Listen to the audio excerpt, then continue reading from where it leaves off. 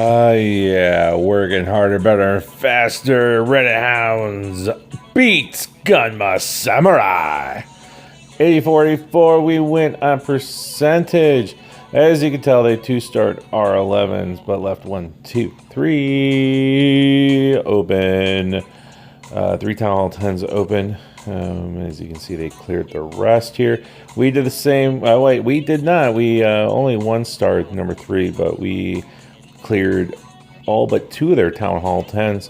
That little percentage, little play worked in our favor big time this war.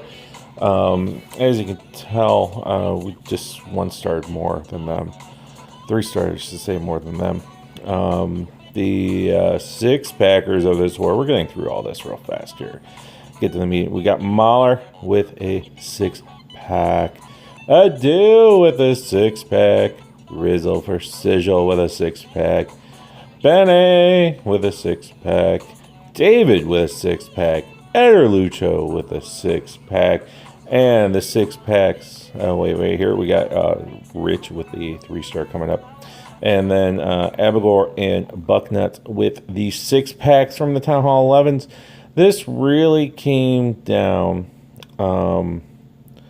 Well, it's hard 9s, but we're going to get to that. They just had to dip a lot. As you can see, they ended up with 6 dips, 10s to 9s, and that just that ended up being, I want to say the difference.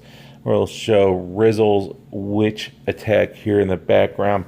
We had an unbelievably awesome war. We are a fine-tuned machine. Like I said, we are harder, better, and faster. Unfortunately, just not enough to make the playoffs. We're in the nip.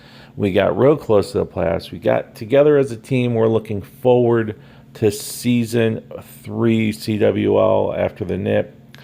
Our Town Hall 9s were just monster. We secured 19 out of 26. 19 for 26.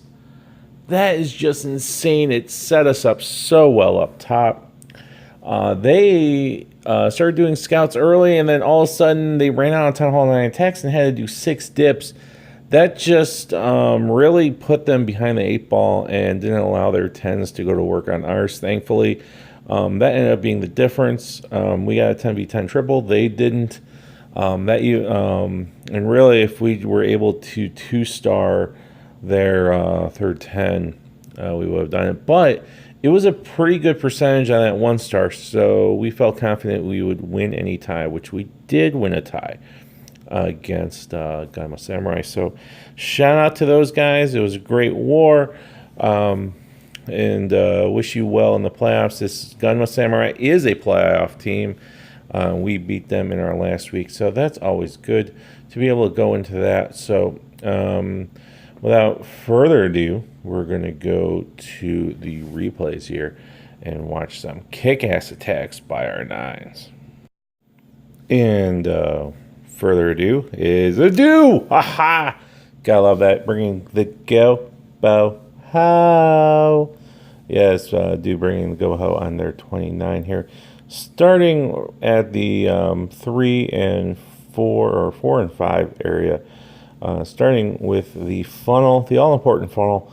In case you guys don't know, funneling is 99% of almost any war attack. You just need a funnel and get those troops and main troops in there. And you can see here, you got a nice little funnel. This CC Hound's going to slow down the Queen, but it's not going to slow down the kill squad here. Going through here, you can just see where it's going, man. I mean, all those tightly packed buildings. You got the Hound popping. But there's the bowler starting to go through. I mean, there's not much left on this base. Here comes the Hogs coming in at 8, 9, 8, and 10. Starting to just overload that side. Some of the defenses are distracted with the golems in the center. You got Hogs more at 2 and 3 here, and they're all just going to make a nice little sandwich here on this expo as they work their way through the base. The Queen's still up, and basically it's cleanup from here on out. That was fast, wasn't it? A dude just overran this base so hard. picked out a flaw in the base and just exploited it, getting through the kill squad. So what can you say? Great job out of Adu, one of our many great six-packers of our Town Hall 9s. Great job by Adu. And now our next attack is everybody's promo buddy, Benny. As you can tell by the time, this was another overrun with Go Bo Ho. Hey Benny, it's called a Go Bo Ho. I know he hates when I say that. But we're starting the funnel here. As you can see, it's a nice, wide, ambitious funnel. Clears off one whole side of the base. He's bringing in the wizards, and he's just doing it slow because he gets the Wiz Tower down, and here comes the jump. I mean, though everything's going to go in, there's no way those bowlers even think about walking. They get right into that middle part of the base, a little rage, help it through the expo, a second jump to get in the middle. There's some peppering of hogs just to get the outside defenses. He's trying to get the wizards to do that cleanup there. The bowlers backtrack a little, but thankfully most of them come back. And as you can tell, I mean, from the top area, the defenses are distracted. He brings in the hogs surgically, and that's the big important thing on surgical hogs is you have to make sure the defenses are distracted. So really the only danger is any springs that you come up. And it's just like he's just overrunning this base. Another overrun on Lagobaho, while everyone's now in loon, crazy about loons and stuff like that. But with the little nerf there with them, but hogs are still strong and working it. Great job by Benny, crushing 26. And now for our next one is another Gobaho. No, yes it is. And this one's by Don on their 28. Another crushing attack here. Don's doing some work here with us. Let's see, where is he going to start? When is this thing going to start? There it is. We're starting down a little, a nice little 5 and 7 funnel, going in at 6. Props out the Tesla. It's just slowly trimming everything around. Brings in the bowlers a little early, but I mean the wall breakers just opened up a huge path. The wizards are cleaning up. The bowlers might stick a little outside, but there's enough inside where they get pulled back in. You got the jump, you got the rage, and you got an early poison down, but it's a hound. Hold up the queen, but it will not slow down the golems and bowlers and the kings. Oh my. As they just, under rage, just tear apart this base. As you can see, another King's Rage, and now the hogs start coming in. Totally distracted. That cannon had no chance, and they're working around. I mean, those defenses are all distracted by the bowlers, the queen. There's a golem left. Yes, there's a golem left. And they keep coming around. He has heals in the bag still, and he doesn't need it. Nice little being tricky with a loon drop on that mortar. Nothing really. And then there's the heal, just to make sure. I mean, you don't want to be that swaggy and just assume everything will go through. But another great hit by our guys. Our Town Hall Nens did a ton of work this war. Hats off to them. They just kicked some serious ass. And now for a little something special, because of course it's the Witch Lab of the War, and of course it is by Adder Lucho Master.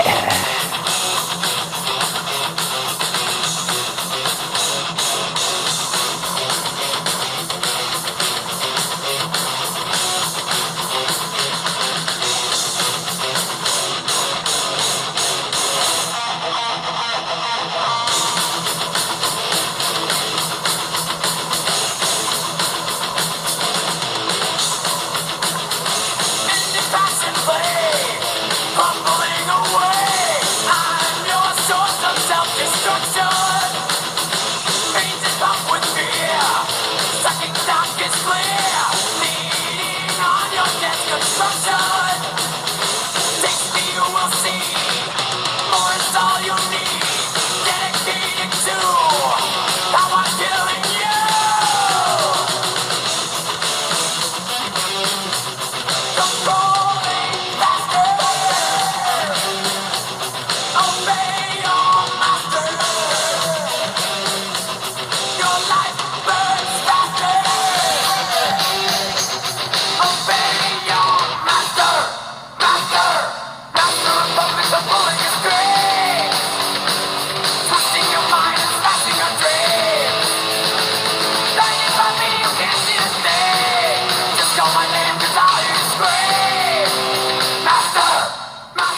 Yes, master of the witch slap.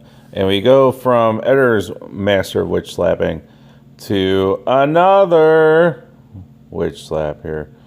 As you can see, Rich with the 3-star here as he brings in the Bowler Witch attack at Town Hall 10. It's not limited to Town Hall 9s or Town Hall 11s. 10s do them. Here you can see he starts off a little bit of precision bowlers here to take out some defenses. We're trying to get that mortar out.